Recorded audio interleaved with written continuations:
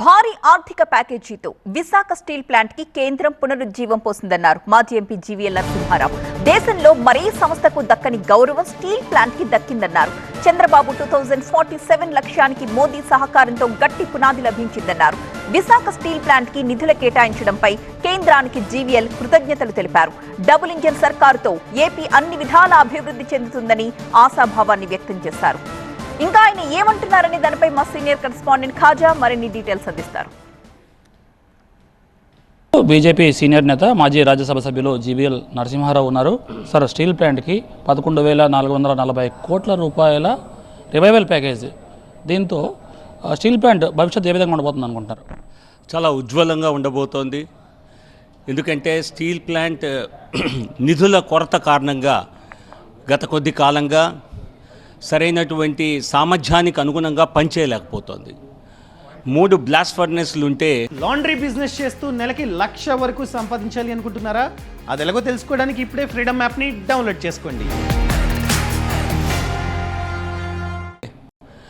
కొన్ని సందర్భాల్లో ఒకే blast furnace పనిచేసింది, 2 చేసినా పూర్తి స్థాయి సామర్థ్యంతో చేయలేదు.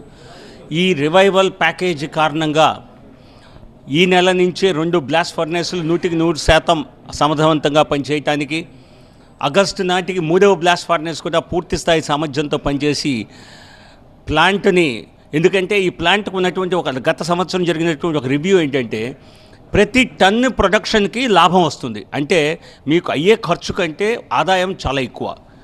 సో కాబట్టి ఎంత ఎక్కువ ప్రొడక్షన్ చేస్తే మీకు అంత ఆర్థిక సామర్థ్యం లభిస్తుంది. సో 100% ఇది పనిచేసినట్లయితే ఖచ్చితంగా మంచి లాభాలతో ఈ ప్లాంట్ ముందుకు వెళ్తుంది. సో ఈ ఆర్థిక సంవత్సరంలో ఖచ్చితంగా లాభాల బాటన పట్టించాలన్న ఉద్దేశంతో, సమర్థవంతంగా పనిచేయాలన్న ఉద్దేశంతో 10,000 కోట్ల రూపాయల మూలధనాన్ని, అలాగే 1,140 కోట్ల రూపాయల మరి వర్కింగ్ క్యాపిటల్ని ఏర్పాటు చేయటమే కాకుండా స్టీల్ ప్లాంట్కి కావాల్సిన ముడి సరుకును కూడా మరి లభించేలా పూర్తి స్థాయి సహకారం అందిస్తామని చెప్పి కేంద్ర ప్రభుత్వం ప్రకటించింది. ప్రధాని నరేంద్ర మోదీ గారు మన విశాఖ స్టీల్ ప్లాంట్కి ఒక రకంగా చెప్పాలంటే జీవం పోశారని చెప్పొచ్చు. ఇటువంటి సహకారం అందించినందుకు ప్రధాని మోదీ గారికి ప్రత్యేక ధన్యవాదాలు. 35,000 కోట్ల రూపాయల రుణభారం ఉంది. ఇప్పుడు ఇచ్చేది 11,440 కోట్లు. దీంతో ఎలా కట్టుకొని భావిస్తున్నారు? మీరు ప్రైవేట్ సంస్థలు కొన్ని చూసినట్లుంటే ఈ దేశంలో చెప్పుకున్న పేరు మోసిన సంస్థలు కూడా వేల కోట్లు, లక్షల కోట్లు అప్పులో ఉంటాయి. అప్పు ఎంత అన్నది కాదు, మీరు ఎంత లాభం ఆర్జించి అప్పుని తగ్గిస్తున్నారు.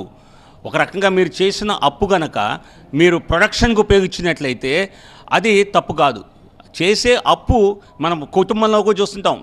తెచ్చుకున్న అప్పుతో మనం ఏదన్నా ప్రొడక్షన్ యాక్టివిటీ చేస్తే లాభమే వస్తుంది తప్పితే నష్టం కాదు. సో అనేక పెద్ద స్థాయి రుణాలు ఉన్నమాట నిజమే, కానీ ఈ సహకారంతో నిలదొక్కునే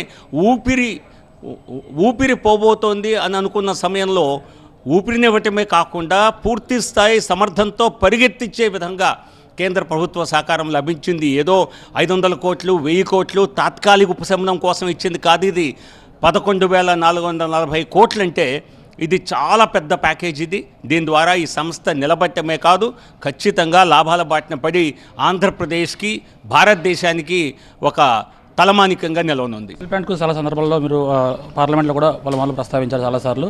భవిష్యత్తులో స్టీల్ ప్లాంట్కు పూర్వ వైభవం కోసం మీ వంతు ఎటువంటి సహకారం అందిస్తారు? చూడండి, నేను మా పార్టీలో ఒక పార్లమెంట్ సభ్యుడిగా ఉంటూ నేను పార్లమెంటు వేదికగా సహకారం చేయాలి, ఈ ప్యాకేజీని ఇవ్వాలి, 8,000 కోట్లకు పైగా ప్యాకేజ్ ఇవ్వాలని నేను స్వయంగా పార్లమెంట్లో కోరటం జరిగింది. ఇది రికార్డులో నమోదైంది. అంతకు మించి 11,440 కోట్లు నరేంద్ర మోదీ గారి ప్రభుత్వం ఇచ్చినందుకు ప్రత్యేక ధన్యవాదాలు.